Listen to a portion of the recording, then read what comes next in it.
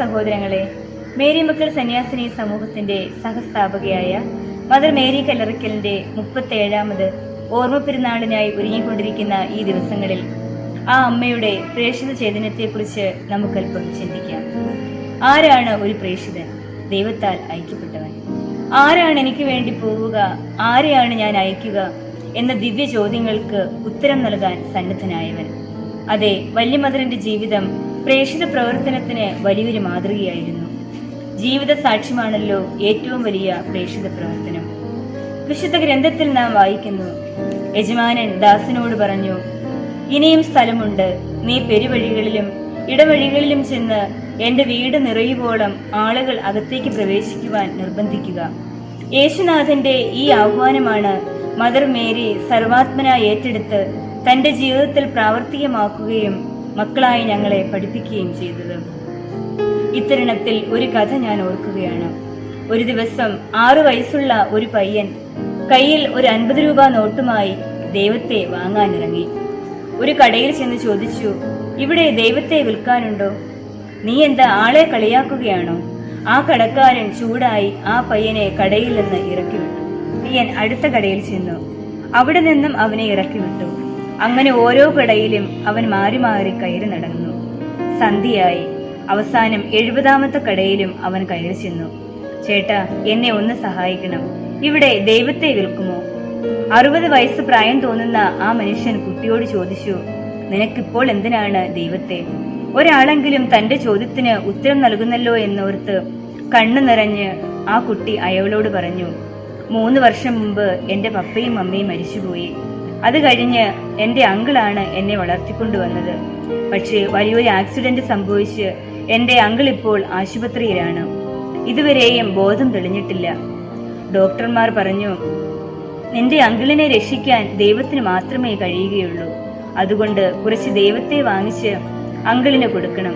അങ്ങനെ എന്റെ അങ്കിളിനെ രക്ഷിക്കണം. കുട്ടിയുടെ നിഷ്കളങ്കത കണ്ട് അയാൾ ചോദിച്ചു, നിന്റെ കയ്യിൽ എത്ര രൂപയുണ്ട്? 50 രൂപ, അവൻ പറഞ്ഞു. അദ്ദേഹം പറഞ്ഞു, ദൈവത്തിന് ഇത്രയും വിലയെ വരികയുള്ളൂ.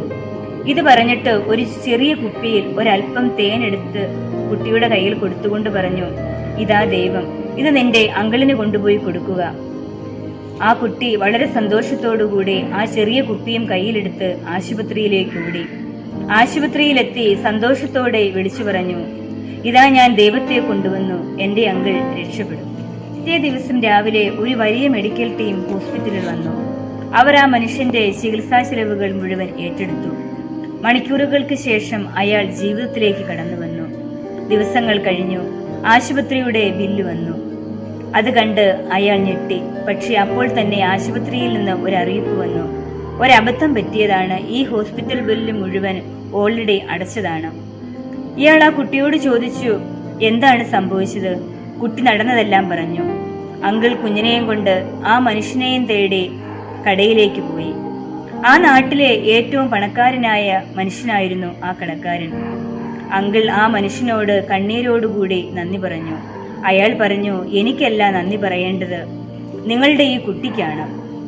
നിങ്ങൾക്ക് വേണ്ടി 50 രൂപയുടെ നോട്ടുമായി ഒരു ദിവസം മുഴുവൻ ദൈവത്തെ വാങ്ങാൻ ഓരോ കടകളിലും കയറിയിറങ്ങിയ ഈ കുട്ടിയാണ് നിങ്ങളെ രക്ഷിച്ചത്. അവന്റെ നിഷ്കളങ്കതയും സ്നേഹവുമാണ് നിങ്ങളെ രക്ഷിച്ചത്. ദൈവത്തിന്റെ വില എന്ന് പറയുന്നത് ഒരു നല്ല ഹൃദയമാണ്. ഒരു നല്ല ഹൃദയത്തിന് മാത്രമേ ദൈവത്തെ വാങ്ങാൻ കഴിയൂ. മറ്റുള്ളവർക്ക് വേണ്ടി നമ്മൾ നടത്തുന്ന കൊച്ചു കൊച്ചു ഓട്ടങ്ങൾക്കിടയിലാണ് നാം ദൈവത്തെ കണ്ടുമുട്ടുന്നത്. അതേ സഹോദരങ്ങളെ, നമ്മുടെ സംസാരത്തിലും പെരുമാറ്റത്തിലും വിശുദ്ധിയും നിർമ്മലതയും കാത്തുപാലിക്കാൻ നമുക്ക് ശ്രമിക്കാം. ഇതുവഴി എല്ലാവരെയും യേശുനാഥനിലേക്ക് നമുക്ക് ആകർഷിക്കാം. ഇതാണ് മദർ മേരി കാണിച്ചു തന്ന ഏറ്റവും വലിയ പ്രേക്ഷിത ചൈതന്യം. ഇത്തരുണത്തിൽ ആ പാവനാത്മാവിന്റെ ഓർമ്മയ്ക്ക് മുൻപിൽ ആദരാഞ്ജലികൾ അർപ്പിച്ചുകൊണ്ട് എന്റെ വാക്കുകൾ നിർത്തുന്നു. നന്ദി.